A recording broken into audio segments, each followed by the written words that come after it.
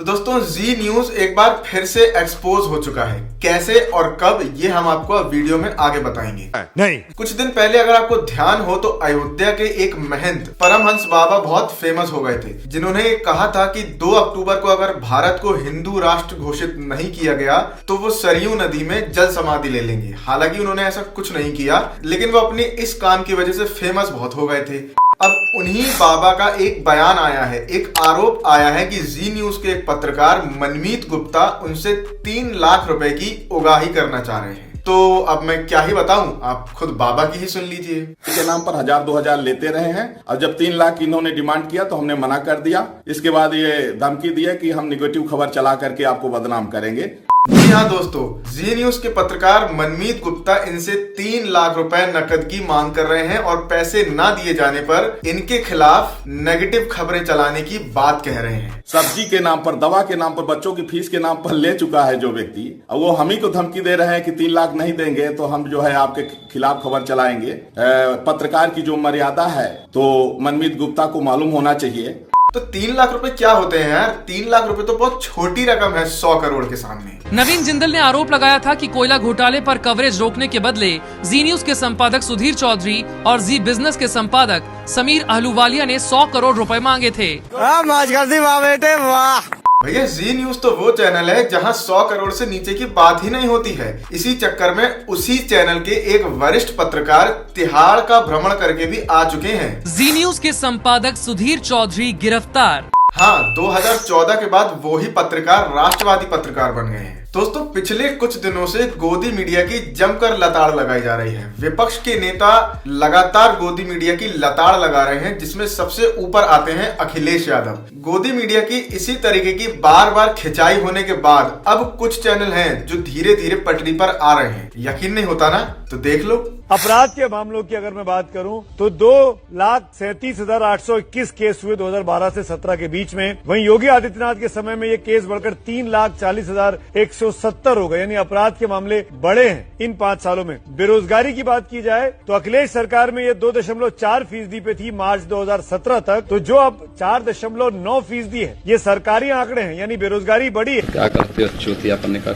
मतलब पहली बार ABP news पे ईमानदार पत्रकारिता होते देख कुछ अच्छा सा नहीं लग रहा है, कुछ अजीब सा लग रहा है। मतलब पत्रकार खुद डरा हुआ है और ये सफाई में कह रहा है कि ये सब सरकारी आंकड़े हैं। खैर, अब डरा हुआ बोले या ना डरा हुआ बोले, कम से कम उसने ये बता तो दिया कि 2017 के बाद उत्तर प्रदेश में अपराध और बेरोजगारी दोनों बढ़े हैं, कम नहीं हुए हैं। हो सकता है राम राज्य में ऐसा होता हो। तो दोस्तों ये कुछ नेताओं और बुद्धिजीवियों द्वारा मिली हुई डोज का ही असर है कि कुछ चैनल अब धीरे धीरे ही सही लेकिन फुसफुसाने तो लगे हैं। कुल मिला के दोस्तों, देश के अच्छे दिन आए हों या ना आए हों, फिलहाल गोदी मीडिया के बुरे दिन चल रहे हैं। खैर, कानपुर किदवाई नगर से बीजेपी के उम्मीदवार महेश त्रिवेदी ये बोल रहे हैं कि मैं घर घर जाकर, मतलब डोर टू डोर कैंपेन नहीं कर सकता हूं। वोट देना हो तो दो, नहीं देना हो तो मत दो। लेकिन दरवाजे दरवाजे सोचो कि मैं घूमे तो ये असंभव है। आप वोट करो चाहे ना करो। Are you comedy me? अब हो सकता हो कि इनके मन में डर बैठ गया हो कि भैया जब उप मुख्यमंत्री को जनता कुछ भी बोले दे रही है तो हमारी क्या औकात, हमें तो भगा ही देगी। अब कुछ लोग कह रहे हैं कि इतने एटीट्यूड के साथ नेता लोग कभी अच्छे नहीं लगते, कम से कम उस वक्त तो बिल्कुल नहीं जिस वक्त उनको वोट मांगना हो। लेकिन क्या ये एटीट्यूड ही है या ये वो है जो अखिलेश यादव हर मीडिया के इंटरव्यू में बोल रहे हैं? इनके लोग दौड़ाए जा रहे हैं, भगाए जा रहे हैं, इनके लोग कूटे जा रहे हैं। सर्वे में तो जीत रहे हैं लेकिन जनता इन्हें कूट रही है। कैमरा ईश्वर कर दो तुम। तो दोस्तों साध्वी प्रज्ञा सिंह ठाकुर एक बार फिर सुर्खियों में आ गई हैं। उन्होंने 2021 में ये ट्वीट भी किया था और वीडियो में भी बोला था कि उनको कोविड नहीं हो सकता और उनको अभी तक कोविड इसलिए नहीं हुआ है क्योंकि वो रोजाना गौमूत्र का सेवन करती हैं। मैं बहुत तकलीफ में हूँ, लेकिन मैं प्रतिदिन गौमूत्र अर्क लेती हूँ और इसलिए मुझे अभी कोरोना के लिए कोई औषधि नहीं लेनी पड़ रही है, ना ही मैं कोरोना ग्रस्त हूँ। अब आज देखिए, भगवान ने भी सोचा कि लगातार ये गौमूत्र ले रही हैं तो क्यों ना टेस्ट कर लिया जाए कि असल में ये कोविड पर काम करता भी है या नहीं। हो गया कोविड। आज मेरी कोरोना रिपोर्ट पॉजिटिव आई है। मैं चिकित्सकों की देखरेख में हूँ। 2 दिनों में जो भी मेरे संपर्क में आए हैं वह सभी से आग्रह है कि सचेत रहें और आवश्यक पड़ने पर कोरोना टेस्ट भी करवा लें। हमें आपकी चिंता है, प्रभु से प्रार्थना है कि आप सभी स्वस्थ रहें। तो आखिरकार ये है चिकित्सकों की देखरेख में ही। गौमूत्र तो बस ये ऐसे ही पीती गई।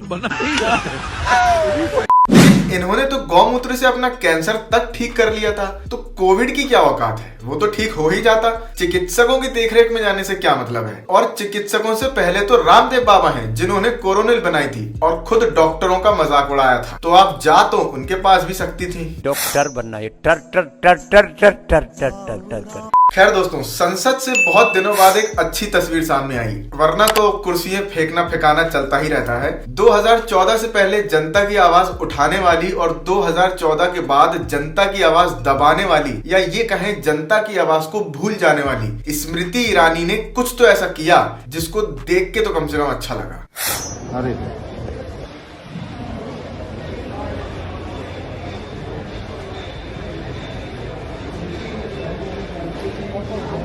तो दोस्तों, असल में भारत के लोकतंत्र की खूबसूरती है ही यही कि पक्ष और विपक्ष के नेता आपस में कितनी भी बहस करें संसद के अंदर, संसद के बाहर निकलकर सभी नेताओं को एक साथ राष्ट्र को आगे बढ़ाने के बारे में सोचना चाहिए। इसका सटीक उदाहरण एक बार संसद के ही पटल पर अटल बिहारी वाजपेयी दे चुके हैं। मैंने एक बार पंडित जी से कह दिया था कि आपका एक मिला जुला व्यक्तित्व है और आप में चर्चिल भी है और चैम्बरलेन भी है। वो नाराज नहीं हुए। शाम को किसी बैंक्वेट में मुलाकात हो गई और उन्होंने कहा आज तो बड़ा जोरदार भाषण दिया है, और हंसते हुए चले गए। आजकल ऐसी आलोचना करना दुश्मनी को दावत देना। लोग बोलना बंद कर देंगे। क्या एक राष्ट्र के नाते हम मिलकर काम नहीं कर सकते? तो दोस्तों, मिलते हैं अगली वीडियो में। तब तक के लिए जय हिंद, जय भारत। वीडियो पसंद आई हो तो वीडियो को लाइक करें, शेयर करें और चैनल को सब्सक्राइब जरूर कर लें।